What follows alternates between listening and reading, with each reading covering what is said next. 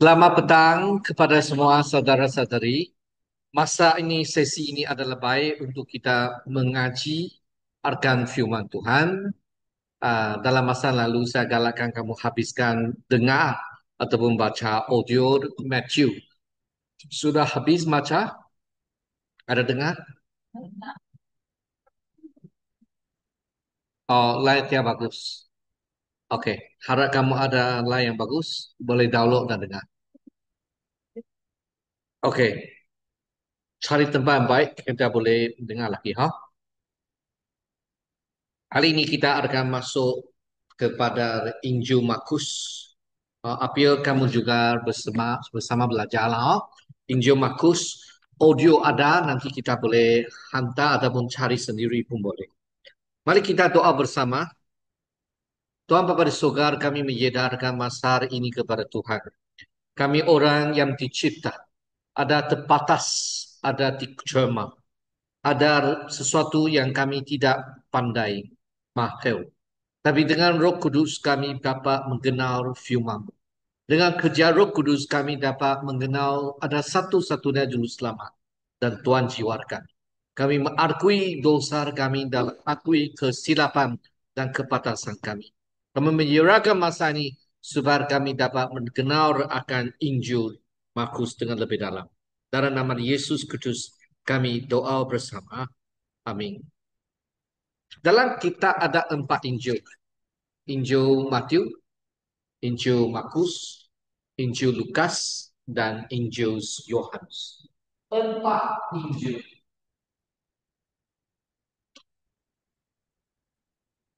Kristus Yesus adalah Tuhan yang benar.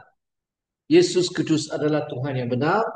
Dan apabila kita mau kenal Yesus, Tuhan melalui 4 Injil untuk membantu kita melalui 4 Injil kita boleh faham lebih tentang Injil Tuhan. Injil Matius memperkenalkan Yesus Kristus adalah seorang raja yang dinanti-nantikan. Sebab orang Yahudi memang tunggu satu raja supaya boleh bantu mereka memberontak tentang Romawi. Sebab masa itu mereka ada di bawah jajahan. Tapi Tuhan Yesus Kristus memang ada raja. Sebab dia bukan raja untuk orang Yahudi saja. Dia adalah raja untuk sedunia. Dia untuk menyelesaikan masalah dunia. Apa masalah dunia? Orang berdosa. Orang manusia berdosa. Maka Tuhan Yesus datang untuk mati di atas mana? Kayu salib. Darah dicurahkan untuk mengampuni dan menebusi semua orang yang berdosa. Betul? Dan ini macam Matius sudah menyelesaikan ataupun menjadikan dua buah di perjanjian lama itu diselesaikan. Jadi dalam buku Matius itu banyak mengenai bagaimana firman Tuhan ataupun dua buah Tuhan di Rama atau di dua buah telah diselesaikan melalui kitab Matius. Sekarang kita masuk kitab Markus. Kitab Markus ini dikenali sebagai salah satu kitab yang penting dalam perjanjian baru yang memaparkan kehidupan dan juga pelayanan Yesus Kristus. Bagaimana kehidupan Yesus? Apabila dia masih kecil, bagaimana? Yang khas dia menghuraikan pelayanan Yesus Kristus secara buka selepas umur 30, bagaimana dia memberi khobar secara buka.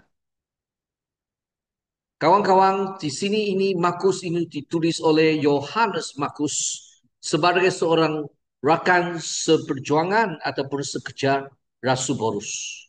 Maka kita ketahuilah Markus itu kenal akan firman Tuhan melalui Yohanes, ditulis oleh Yohanes Markus, seorang rakan seperjuangan Rasul Paulus dan anak rohani kepada Rasul Petrus. Kita ini menyampaikan satu kekisar Yesus dengan kaya yang ringkas, patas dan penuh dengan aksi. Kawan-kawan, kitab Injil manakah yang paling pendeknya? Kalau Injil Matius ada 28. Kalau Injil Markus hanya 16 saja. Dia sangatlah pendek. Kalau kita lihat Injil Yohanes dan Lukas pun tidak begitu pendek. Kita lihat kalau Yohanes atau Lukas, kita tahu Matthew itu 28, Markus itu 16, dan seterusnya kita lihat Lukas itu 24, Lukas 24, Injil Yohanes 21. Jadi 16 bab itu paling pendek. Jadi guru saya kata kalau orang nak menyelesaikan bacaan tentang Injil Yesus Kudus, mungkin Injil Markus boleh diperkenalkan sebab dia pendek, cepat baca. Jadi untuk kita yang belum habis baca Matthew, kita cuba habiskan dan kita terus dengan Markus. Jadi apabila kita jumpa lagi minggu depan, saya harap kamu sudah habis Markus dan 2 Matthew dan kita boleh masuki kepada kitab Lukas. Hari ini kita akan sama-sama menerokai latar belakang, tujuan, ciri-ciri khas dan tema-tema utama dan struktur Injil Markus untuk memahami mesej pentingnya dengan lebih mendalam. Okey? Jadi kawan-kawan kita bersedia ya?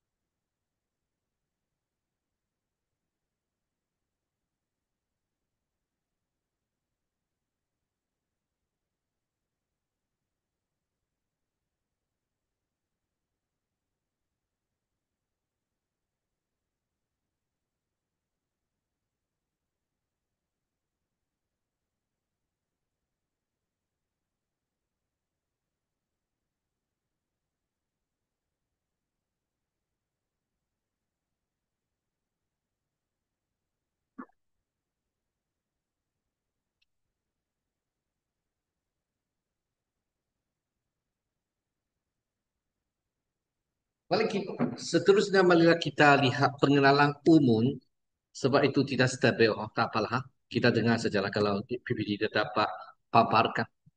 Pengenalan umum Injil Markus.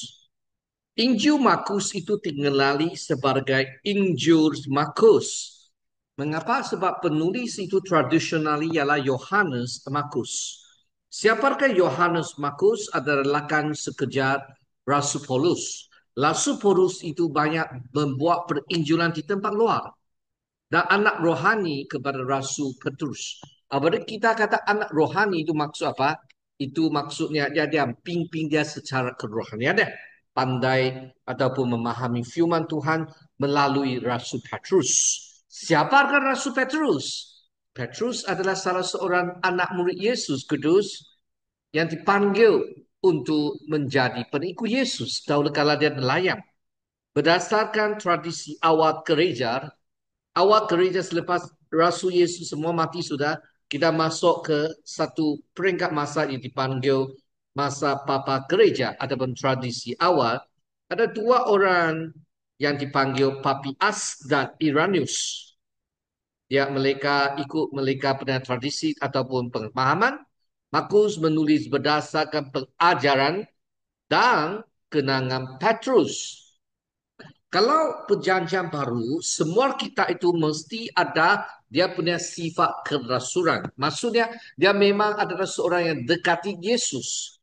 Markus, Yohanes Markus, dia bukan murid Yesus Kudus. Terus, tetapi dia ikut Yesus.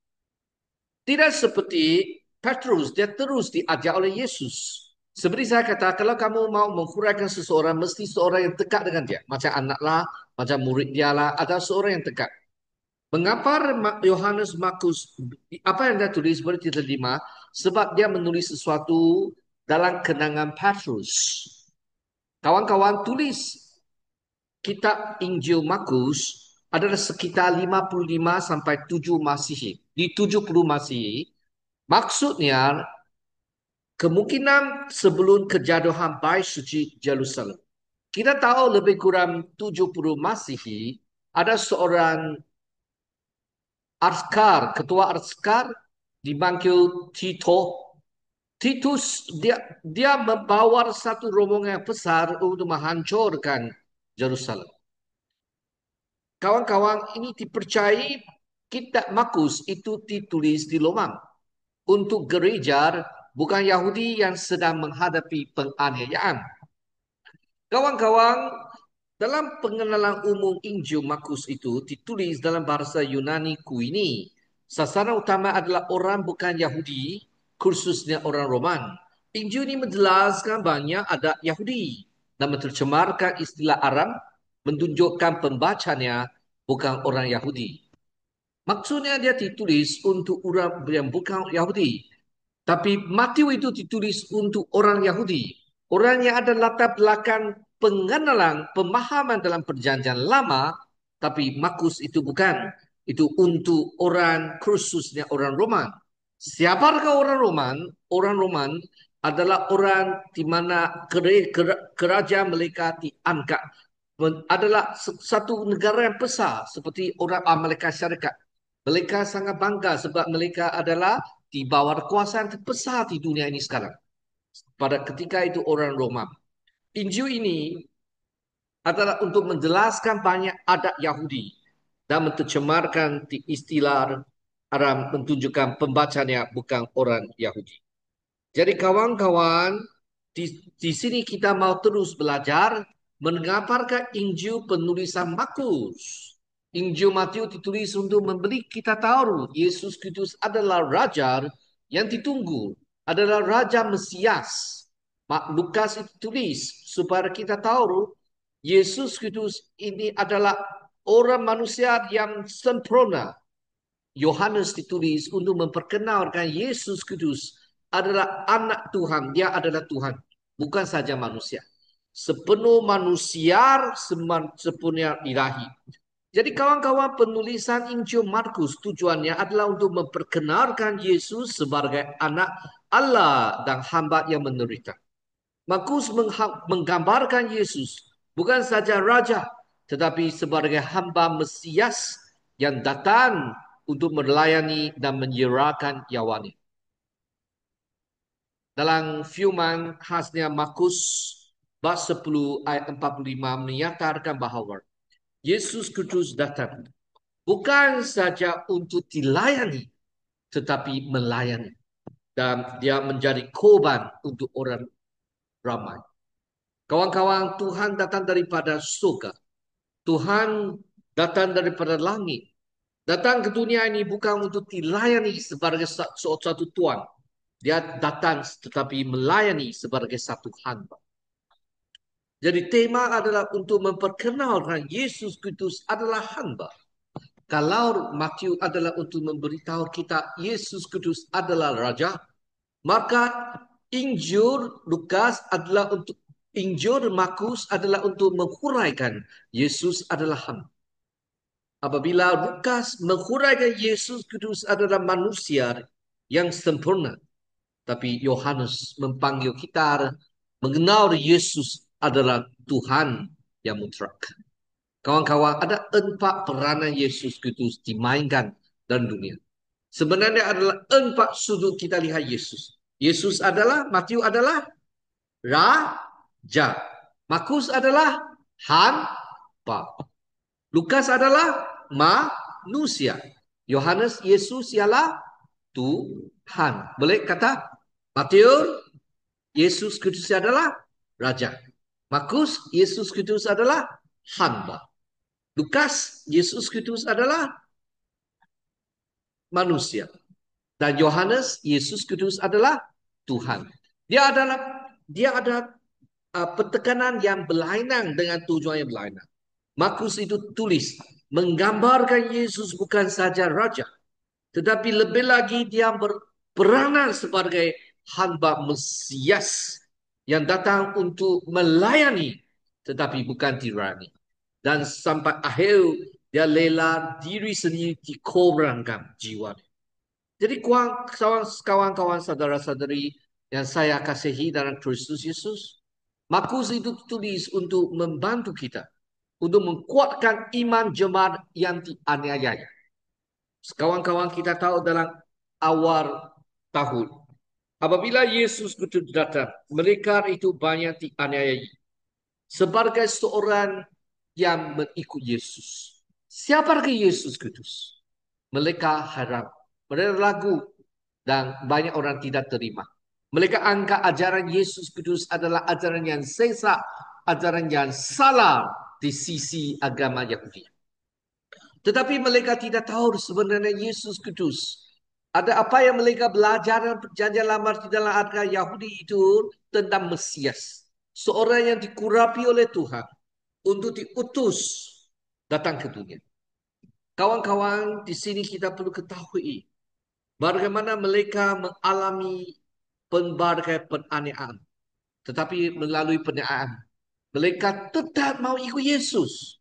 Walaupun mereka dianiayai. Dan mereka anggap, saya masih mau ikut Yesus. Saya mau ikut Yesus. Kawan-kawan, dengan Injil Markus itu tulis. Untuk mentunjukkan penderitaan Kristus. Jadi Yesus sudah menderita untuk saya dan kamu. Dan supaya penulis harap boleh membantu pembaca bahawa penderitaan adalah sebahagian daripada hidup sebagai pengikut Yesus. Ada kawan-kawan yang percaya Yesus Kristus. Mereka tidak faham. Mereka anggap Yesus Kristus agama yang paling baik. Di mana tidak ada kesusahan, tidak ada penderitaan, hanya ada uang yang banyak, kejayaan, pelancaran.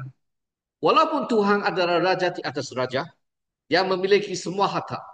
Tapi Tuhan tidak semestinya memberkati kamu saya untuk menjadi orang yang paling kaya.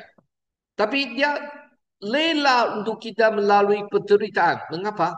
Sebab dia sudah menjadi contoh. Betul? Betul, dia teritakan, dia dianiayakan, dia dimatikan, dikuburkan. Pada hari ketiga, dia dibangkitkan. Kawan-kawan, apa yang perlu ditekankan? Penderitaan Kristus itu menjadi satu contoh kepada kita. Menjadi satu teladan kepada kita. Menjadi uh, satu model yang paling baik. Injil Markus itu, kalau kamu lihat kurangan tentang Yesus Kristus adalah pendek. Tetapi perkataan pantas itu digunakan lebih banyak kali. Yesus Kristus bertindak dengan cepat. Kita lihat dalam jiwa Yesus Kristus apabila hidup di dunia ini, dia ada masa untuk berundur kepada guru. Untuk dia baca kita. Tidak baca kita lah. Itu merunduh firman Tuhan dan juga berdoa. Pada ketika itu tidak ada buku lah. Mereka lawan baca pun perlu pergi ke bait suci. Tapi apa yang pentingnya lah dia punya tindakan segera. Dan mukjizat itu berlaku. Yesus Kristus buat mukjizat. Mengapa Yesus boleh buat mukjizat? Sebab Yesus Kristus adalah Tuhan. Peristiwa yang cepat mencerminkan kehidupan Yesus Kristus yang amat berkesan, yang amat aktif dan berkuasa. Jadi sebagai seorang yang berikut Yesus, salah satu ciri, selain daripada kita pandai untuk belahan, untuk mendengar, untuk menunggur, tetapi pada seluruh yang lain kita patut belajar seperti Kristus. Kita dapat beraktif, kita dapat bertindak cepat, dan kita boleh menjadi seorang yang berkesan seperti Kristus Yesus. Tindakan lebih daripada perkataan. Ada orang dia pandai cakap, cakap, teori dia pandai. Tapi panggil dia buat, dia susah. Tapi Yesus Kristus bukan saja pandai berceramah, bukan pandai berbicara, bukan pandai berkhotbah, tetapi dia juga, Yesus Kristus sendiri juga bertindak untuk menunjukkan kasih Tuhan kepada manusia di dunia ini. Kawan-kawan, Injil terpendek tetapi terbatas. Hanya 16 bab saja. Kita lihat Matius ada 28. Markus ada berapa? 24. Yohanes ada 21. Tetapi hanya Injil Markus paling pendek. 16 saja. Walaupun itu pendek tetapi dia ringkas. Dia padat. Mengandung lebih banyak peristiwa berbanding dengan ajaran panjang seperti dalam Matius dan Yohanes. Dalam Matius kita ada banyak ajaran. Sekurang-kurangnya 5 kali ajaran yang panjang oleh Kristus. Dan Yohanes ada ajaran yang panjang. Tetapi Matius itu lebih bersiri tindakan yang cepat. Sebab kita lihat Yesus Kristus sebagai hamba. Yang kedua, asik sepantas. Kerap menggunakan kata segera. Eutis dalam Yunani lebih dari 40 kali. Gaya yang menghuraikan, dramatik, dan terus kepada inti dengan apa yang hendak disampaikan. Panas, cepat faham. Okay. Yang ketiga, fokus kepada penderitaan dan salib. Separuh daripada Injil Markus fokus kepada minggu terakhir hidup Yesus. Masih ingat apa maksud minggu terakhir? Masuk Yesus itu sebelum dia disalibkan. Dia masuk ke kota Jerusalem. Betul? Hosana, Hosana. Oh, seorang yang dipanggil untuk Yesus yang mendaki ke daun. Betul? Kawan-kawan, pada hari ke-5 dia dikuburkan. Dia dimatikan di atas salib. Tapi hari ketiga dia bangkit daripada mati. Jadi tujuan untuk surah ini, ada Injil ini, ciri keempat ialah kerahsiaan mesianik. Yesus sering melalang orang untuk menyebarkan tentang mukjizatnya. Mengapa? Sebab orang banyak sangat cemburu terhadap Kristus. Iri hati terhadap Yesus. Tidak suka dia buat banyak. Sebab mereka anggap Yesus ini adalah ajaran sesat.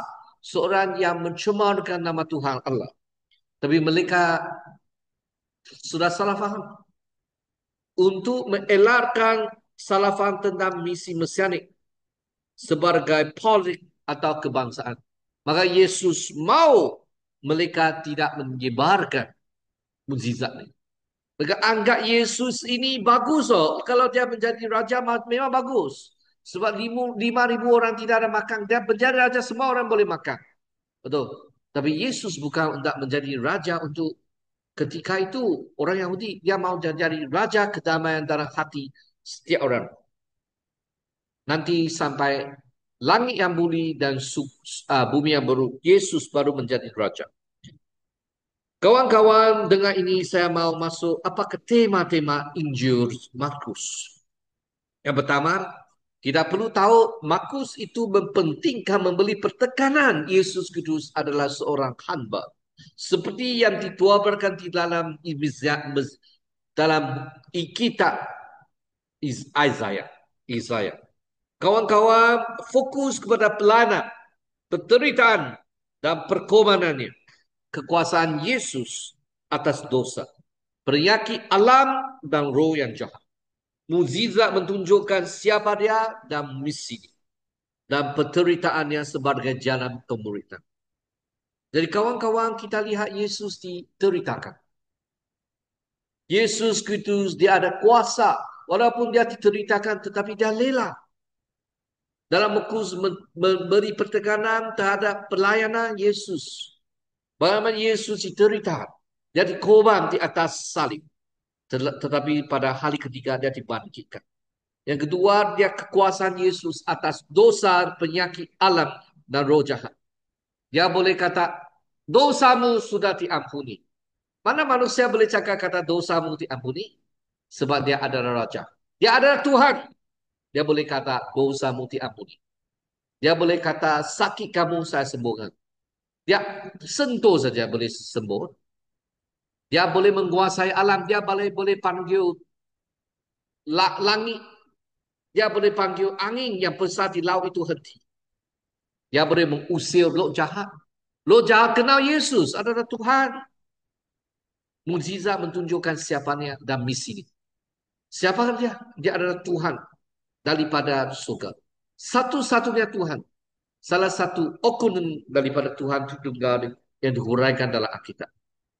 Dan misinya, dia datang bukan untuk dirayani, tetapi melayani. Dia datang untuk bukan memperolehi apa-apa faedah, tetapi memberi faedah kepada kita. Kawan-kawan, penderita sebagai jalan pemberita. Kalau kamu hendak ikut Yesus, saya mau ikut Yesus. Adakah saya salah faham? Saya anggap ikut Yesus semua sukacita. Semua lancar. Semua baik. Semua yang ikut hati saya. Tapi hakikat bukan ini.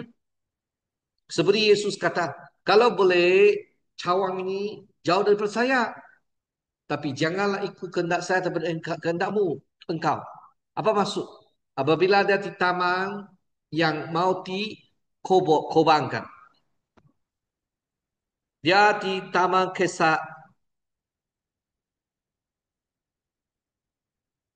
kesimani. Kesemani. Dia dirasai. Dia merasai sendiri sangatlah beban. Dia nangis. Dia doa. Dia punya syuk-syuk ini macam darah keluar. Apa maksud itu? Kalau kita panas apa? Maksudnya ada sangat susah payah tapi dia rela mau menurut kepada kehendak Tuhan. Dia kata, jangan ikut kehendak saya, tetapi kehendak engkau. Maksudnya dia ada hati yang mengikut hasrat Tuhan, bukan hasrat diri. Itulah contoh yang paling baik untuk kita. Betul? Kawan-kawan, penderitaan sebagai jalan pemuritan. Mungkin datang mau belajar sedikit susah. Deritalah. Ya, tapi saya puji syukur Tuhan sebab kamu orang memang mau dengar. Bagus, boleh belajar sedikit demi sedikit. Jadi saya harap selepas kita dipatiskan, dimasuki sebagai member gereja, kita lebih mengambil masa membaca Alkitab, mendoa, menyertai ibadat dan juga kita perlu bertindak untuk mengasihi orang kasih yang di sekeliling kita. Macam kita zakat pelana anggur adalah untuk pergi keluar melawati kerahsiaan Mesias. Jadi ini penderita sebagai jalan pemulihan. Pengikut Yesus Kristus kita perlu bersedia menderita demi iman. Kita bukan sia-sia menderita ataupun cincai-cincai kita mau menderitakan diri, ambil kepala kepada tong kepala mana untuk kepala kamu sakit. Bukan ini macam. Tapi kalau kamu mengikut Yesus, mereka kata kamu orang bodoh lah percaya Yesus. Kamu rela untuk terima dengan senyuman. Betul? Ada banyak pegangan kita pegang itu memang teguh dalam iman dan roh moral. Tapi ada orang sudah runtuh daripada moral. Dia angkat kamu orang, ini orang kuno lah. Orang yang sangat-sangat lama pada orang. Tapi ada kala kita perlu belajar untuk sabar. Dan kita tahu ini adalah jalan dalam permuritan. Jalan sebagai murid Yesus yang ada penderitaan. Kawan-kawan perkara yang keempat kita belajar ialah kerahsiaan Mesias. Identiti Yesus sengaja disembunyi hingga saat yang sesuai. Dia baru beritahu saya akan dikobangkan. Saya akan dimatikan. Tapi hari ketiga saya akan bangkit. Kawan-kawan, mengapa itu ada rahasia? Maksudnya kita tidak faham. Sesuatu yang kita tidak faham. Tapi Yesus Kristus itu menjadi jawaban. Yesus Kristus rela dimatikan untuk kita. Perkara yang kelima adalah segera bertindak untuk mentaati Kristus. Dia tindakan Yesus Kristus segera itu ditonjolkan dalam penyembuhan dan respon murid. Maka kita belajarlah seperti Kristus bertindak cepat. Kalau ada orang sudah mau mati sudah, kamu masih tidak mau berkobar Injil kepada dia, tidak bolehlah. Yesus Kristus dia memang ada contoh. Kalau kamu tahu ada orang yang baru percaya Yesus, kita perlu menyembah Yesus kepada dia. Satu-satunya juru selamat. Ada siapa nama dia boleh digerak untuk menyelamatkan kita? Hanya Kristus. Jadi kawan-kawan struktur untuk Injil Markus itu ada beberapa bagian. Bagian pertama tentang pelayanan awal di Galilea, bab 1 sampai 6. Termasuk pembaptisan, percobaan Yesus, panggilan murid. Yesus dia mulai melayani secara bukan dia memanggil murid supaya murid dia boleh mengwarisi apa yang Yesus buat. Dia buat mukjizat. Kawan-kawan dan saudara-saudari kita lihat kalau kita lihat betul-betul dalam Markus, kita lihat Yesus Kudus dia buat mukjizat. Kalau dia punya dia ibu istri ya, dia sakit, dia pergi sakit panas. Yesus Kudus pergi rumah dia untuk sembuhkan dia. Ya Yesus Kudus dia buat banyak mukjizat. Okey. Dan selepas tu bab 6 sampai 8 dia ada mencerita perumpamaan dan dia membuat penyembuhan, dia memberi makan untuk 5,000 orang. Seterusnya dalam bab 8 sampai 10 tentang jalan Yesus ke Jerusalem untuk diterita, untuk dikorban. Bab 11 sampai 13 Yesus Kudus disambut dengan baik, tetapi selepas dia membersihkan bait suci, membuat orang di bait suci sangat susah hati, dan juga pada 14 sampai 16 Yesus ditangkap, diadil, disalibkan, tetapi hari ketiga dia dibangkitkan. Kawan-kawan, marilah kita lihat bahagian pertama tentang pelayanan Yesus Kudus di Galilea. Yesus, kita lihat dalam Markus itu beritahu kita, Yesus Kudus dia dibaptiskan di Sungai Yordan oleh pembaptis Yohanes. Apabila Yesus Kudus dibaptis, kita tahu Roh Kudus seperti pepati turun ke atas kepala, dan dalam surga sudah buka, lagi sudah buka, dan memberitahu, inilah anak saya, kamu perlu dengar. Ini anak yang diperkenal oleh saya, kamu perlu dengar. Yesus Kudus tidak perlu dibaptis. Hanya saya dan kamu perlu. Sebab kita orang berdosa. Kalau cuci, kita perlu air lah. Tapi dosa bagaimana dicucikan? Hanya melalui penyelamatan Yesus Kudus. Kawan-kawan dan saudara-saudari, pembaptisan Yesus bukan pembaptisan seperti kita. Pembaptisan Yesus adalah satu majlis yang mengurapi Yesus menjadi satu imaman yang besar. Kawan-kawan, Yesus Kudus, dia datang ke dunia, dia bukan orang dosa. Tapi ada Tuhan mutlak. Adalah untuk datang kepada dunia. Mengapa ada dibaptis?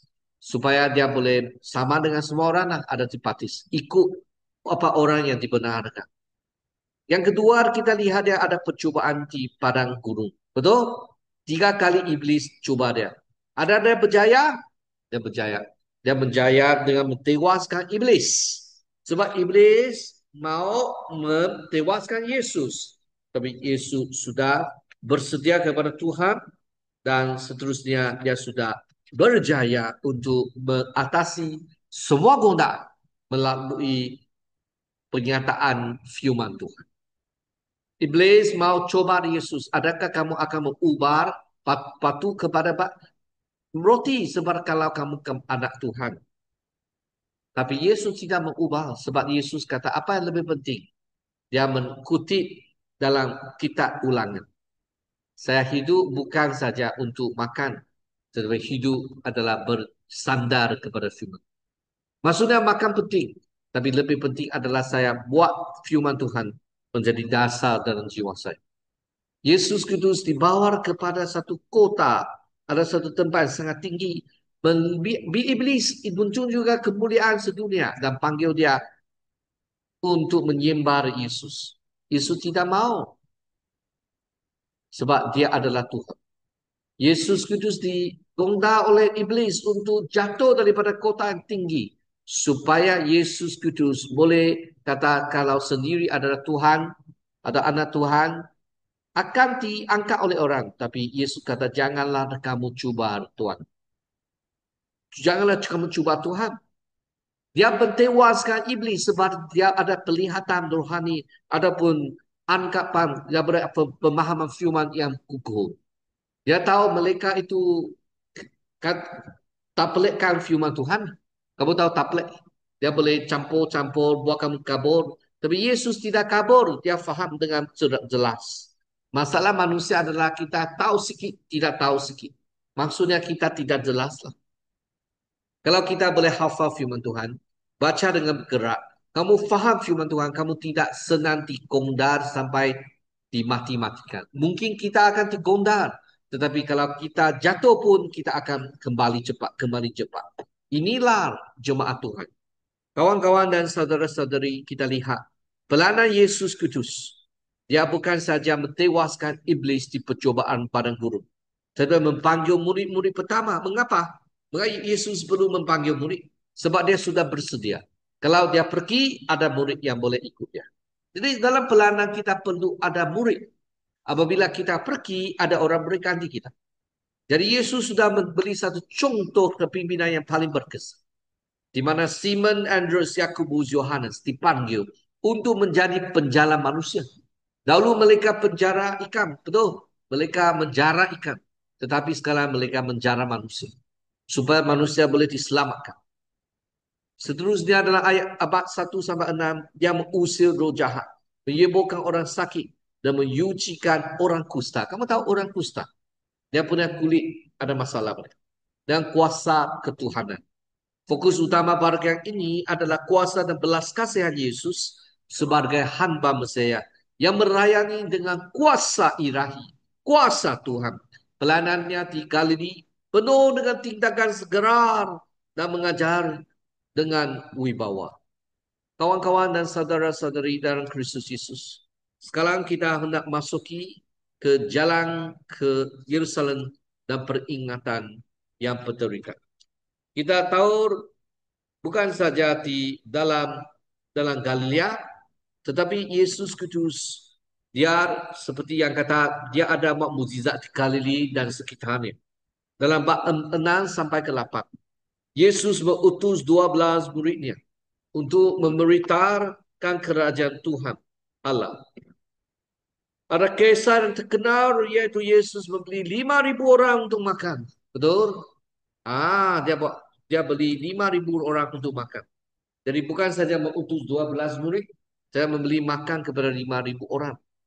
Mengutus 12 murid untuk membeli tahu tentang kerajaan Allah. Membeli makan kepada 5.000 orang. 5 roti dan 2 ikan boleh dipembarui, boleh menjadikan mukjizat. Tandanya adalah gambaran sejati bagi umatnya. Kawan-kawannya dan seterusnya kita lihat bagaimana Yesus Kristus dia memberitahu tentang perumahan. Dia berjalan di atas air, okay? Dia berjalan di atas air menunjukkan kuasa Yesus atas alam semesta jad. Ini mukjizat 3 perkara. Yesus boleh berjalan di atas air, betul. Dan perumahan ini di bab 4 yaitu perumahan pentabur. Mentekankan pentingnya mendengar dan merespon kepada ciuman dengan iman. Kalau tidak, semua benih yang mau ditanam dalam hati kamu akan dirompak, betul? Tidak akan bertumbuh. Jadi apa yang boleh membantu kita pertumbuhan dalam kerohanian? Kita perlu dengar, macam hari ini kita dengar, ada sikit understanding, fahaman, lalu membaca, mendengar, Markus, Matthew, supaya Lukas, Yohanes dan seterusnya. Supaya kamu ada pemahaman, penjelasan, dan kita perlu respon kepada firman yang kita baca ataupun dengar. Warga ini juga menunjukkan penolakan diri ahli agama dan kehairanan orang ramai yang menjadi latar ketegangan yang makin mentingkat dalam perenang Yesus. Orang Farisi yang bertentang Yesus. Mereka adalah orang yang mengkaji daulat Tuhan perjanjian lama. Mereka angkat ajaran Yesus Kristus itu salah. Lagi ada orang Saduki. Orang Saduki yang tidak percaya tentang kebangkitan. Tidak percaya atas malaikat. Tapi mereka Farisi Saduki memang tidak sama punya suku lah. Pemahaman pun ada tidak sama. Tetapi mereka bersatu untuk mententang musuh mereka, yaitu Yesus. Apabila musuh boleh menjadi kawan kamu sebab kamu ada musuh yang sama. Saya ulangi. Apabila musuh boleh menjadi kawan kamu sebab musuh dan sendiri ada musuh yang bersama, yaitu Yesus. Betul? Kalau saya dan kamu adalah musuh, mengapa kita boleh menjadi kawan? Dalam sejarah kita lihat. Sebab musuh berpakat dengan musuh lain untuk mententang musuh yang bersama. Situasi berlaku dalam zaman Yesus. Walaupun Saduki, walaupun Farisi itu bercanggih, fahaman tidak begitu baik, tetapi mereka tetap bersatu untuk mententang Tuhan datang daripada surga, Yesus. Kawan-kawan, dalam perkara yang ketiga ialah jalan ke Yerusalem dan perikatan tentang penderitaan. Yesus mula menyatakan penderitaan yang akan datang. Sudah mula bersedia. Warga ini dimulakan dengan perakuan Petrus. Petrus beritahu sebab Yesus kata, siapakah saya? Petrus kata, engkaulah Mesias anak Tuhan yang membeli kita kehidupan yang kekal. Namun Yesus menyatakan misinya adalah penderita, ditolak, dibunuh, dan bangkit semula. Kalau kamu ada satu bos, dia kata, datang ikut saya akan dimatikan. Saya akan menderita. Mungkin kamu tidak ikutlah. Yesus macam inilah. Dia kamu ikut saya, kamu perlu memikul salib. Ada susah. Tapi apa kebaikannya ialah kita boleh kenal Tuhan yang sebenar. Yang datang bercerita untuk manusia. 3 kali Yesus mentuarkan penderitaannya. Yesus mengajar tentang pemberitaan yang sejati. Kalau kita ikut Yesus betul-betul. Kita tahu kita ada salib yang perlu dipikul. Kita perlu menyerahkan diri dan melayani orang lain. Kawan-kawan Yesus menyemburkan pati Paus yang buta. Gambaran rohani tentang melihat dan percaya kepadanya sebagai anak Daud. Dia menyemburkan seorang yang buta. Kawan-kawan dan saudara-saudari. Seterusnya kita lihat bagian keempat. Bab 11 sampai ke 13. Yaitu Yesus Kudus. Dia masuk ke Jerusalem dan konfrontasi dengan pemimpin agama. Yesus memasuki Jerusalem dengan menunggang kedai, simbol kedatangan Raja Daud, seperti yang dituabarkan dalam Zakaria bab 9 ayat 9. Yesus masuk dengan kedai dia bukan kuda untuk bertentera, bukan berperangan, tapi kedai macam satu simbol kedamaian. Beliau membersihkan bait suci, mencabarkan sistem keagamaan yang penuh dengan penyewingan. Konfrontasi dengan ketua imam ahli Taurat dan Farisi menjadi sengit. Mereka coba memperangkat Yesus dengan soalan politik dan teologi. Dalam Markus yang ke-13, Yesus menawarkan ajaran apokaliptik, yaitu tentang sesuatu yang akan berlaku pada masa kelak. Ajaran apokaliptik, sesuatu yang tentang masa akhir. Kehancuran bait suci, penganiayaan yang akan datang, dan kedatangan anak manusia menyeru murid-murid untuk menjaga-jaga dan setia. Kawan-kawan, Minggu Paskah ialah salib dan kebangkitan.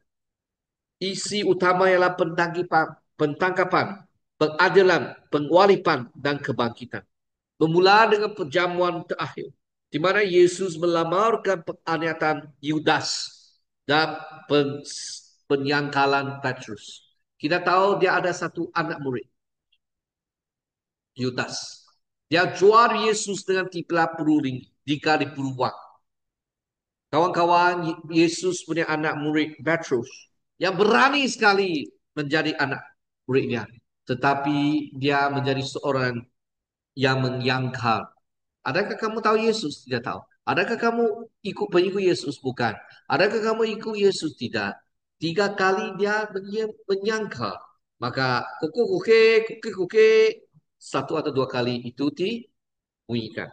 Dia baru tahu, oh saya salah sudah. Sebab Yesus pernah 3 kali kamu sangkar saya. Dan selepas itu uh, ayam akan bunyikan suara. Disalib, Yesus menyalakan nyawanya dan berjaya mentebus manusia daripada dosa dan maut. Kawan-kawan dan saudara-saudari. Dalam Minggu Paskah, perkara kelima, salib dan kebangkitan.